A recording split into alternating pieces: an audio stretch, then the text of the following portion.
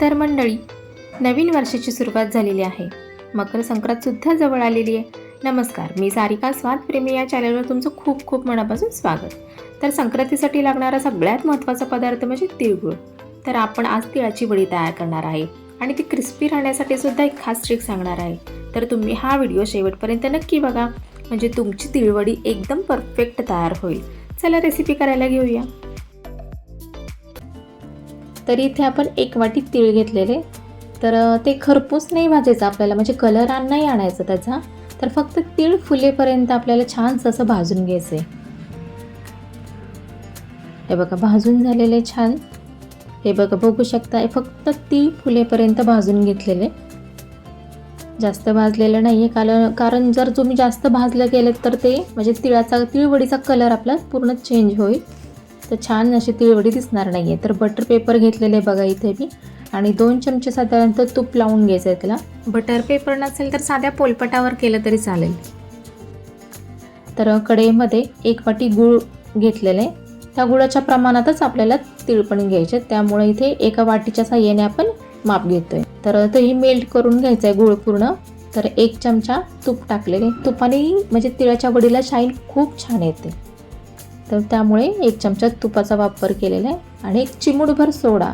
तर मगाशी तुम्हाला सांगितल्यावर आपण एक खास ट्रिक म्हणजे हीच आहे, फक्त सोडा वापरल्याने ते तिळाची वडी खूप कुरकुरीत आणि क्रिस्पी होते, म्हणून आपण इथे चिमूटभर सोडा वापरला आहे. तर वाटीत पाणी घेऊन त्याच्यात बघूया आपण गुळाचा पाक तयार झाला आहे की नाही.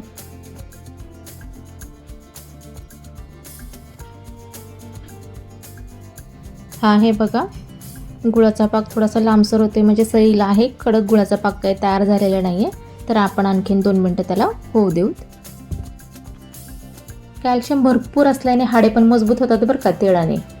तर बघूयात आपण परत झालं का आपला पाक. तर याच्या पुढचा व्हिडिओ पण खेंगटच्या भाजीचा तयार करणार आहे, तर तुम्ही तो पण व्हिडिओ नक्की बघा. तर हे बघा, गुळाचा पाक आपला तयार झालेला आहे.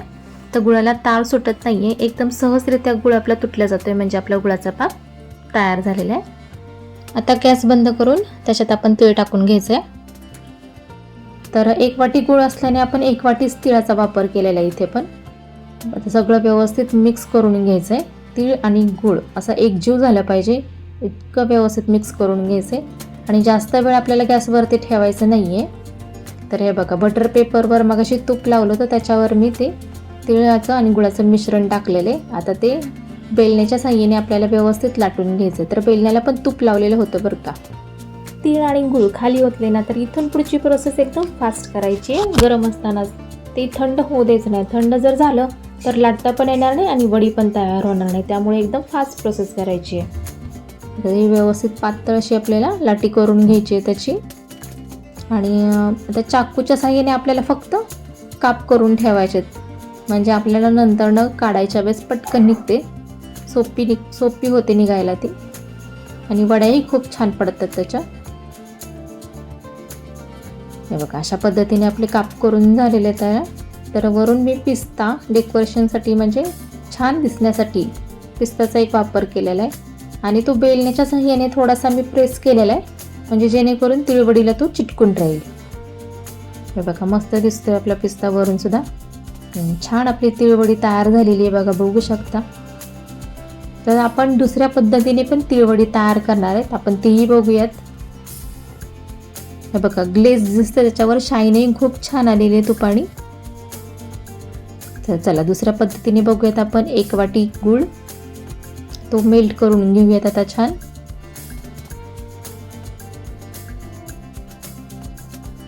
त्याच्यातही 1 चमचा तूप.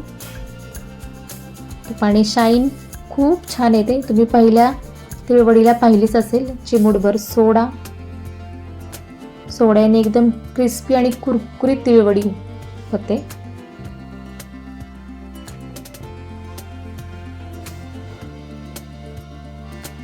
बघूयात आपण झाले का. 1 वाटीत पाणी घेतलेले. हे बघा, हे पटकन तयार झालेला आपल्याला गुळाचा पाक हा दुसरावाला, व्यवस्थित आणि एकदम क्रिस्पी झालेला आहे. आता गॅस बंद करूनच आपल्याला पुढची प्रोसेस करायची आहे. तर 1 वाटी गूळ असल्याने आपण 1 वाटीच तिळाचा वापर केलेला आहे इथं. तोही एकदम व्यवस्थित मिक्स करून घ्यायचा आहे. तर आपल्या भारतीय संस्कृतीत, खाद्य संस्कृतीत तिळाला खूप महत्त्व आहे. तीळ उष्ण असल्याने आपण शक्यतो हिवाळ्यातच वापर करतो. म्हणजे लाडू, चटणी, वेगवेगळ्या पदार्थांद्वारे आपण तीळ खातो. तर हे बघा, बटर पेपरवर मी ते तीळ आणि गुळाचं मिश्रण टाकून घेतलेत आणि चाकूच्या साहाय्याने मी ते 3 भाग करून घेतलेले आहेत. तर खूप गरम आहे बरं का ते, तुम्ही जपूनच करा परत काय करायचं असेल त्याच्या वड्या वगैरे. तर एक भाग त्याचा आपण लाटून घेणार आहे आणि बाकीचे 2 भाग आपण ठेवून देणार आहे बाजूला. पण ही प्रोसेस आहे ना आपल्याला फास्ट करायची आहे बरं का एकदम. तर पेलण्याच्या साहाय्यानेच लाटून घेते मी हे पण. आणि आपल्याला ही तिळवडी एकदम गोल करायची आहे. हे बघा, पिस्ता टाकून मी परत पुन्हा तो लाटून घेते. पिस्ता डेकोरेशनसाठीच आहे, म्हणजे गार्निशसाठी खूप छान दिसतो पिस्ता त्याच्यावर. हे बघा, आता आपली तिळवडी लाटून झालेली. तर एका डब्याच्या झाकणाने, म्हणजे डब्बा आहे तो, डब्याने ती गोल आकार मी त्या तिळवडीला देणार आहे. हे बघा, मी तो चाकूच्या साहाय्याने मी साईडने सगळं काढून घेतलेलं आहे बरं का. हे बघा, गोल एकदम तिळवडी आपली तयार झालेली आहे. तर हे बघा, पहिली थंड झालेली आहे बघा, बघू शकता मस्त अशी क्रिस्पी झालेली आहे. हे बघा, पटकन तुटल्या जाते, कडक झालेली नाही आहे, एकदम क्रिस्पी आणि कुरकुरीत झालेली आहे बघा, बघू शकता. हे बघा, मस्तच खूप छान तिळाच्या वड्या तयार झालेल्या आहे. ग्लेजही खूप छान आलेले आहे त्याला, बघू शकता तुम्ही, मस्त तयार झालेल्या आहेत. तर आपली संक्रांतीची तिळगुळ वडी आता तयार झालेली आहे. आपली संक्रांतसुद्धा धूमधडाक्यात होऊ द्यात. सगळ्यांना तिळवडी ही आवडलीच पाहिजे. तर आपली आजची रेसिपी कशी वाटली कमेंटमध्ये सांगा. लाईक करा, शेअर करा, सबस्क्राईब करायला विसरू नका. आणि पुन्हा भेटू पुढच्या व्हिडिओमध्ये. तोपर्यंत खा, प्या आणि मस्त रहा.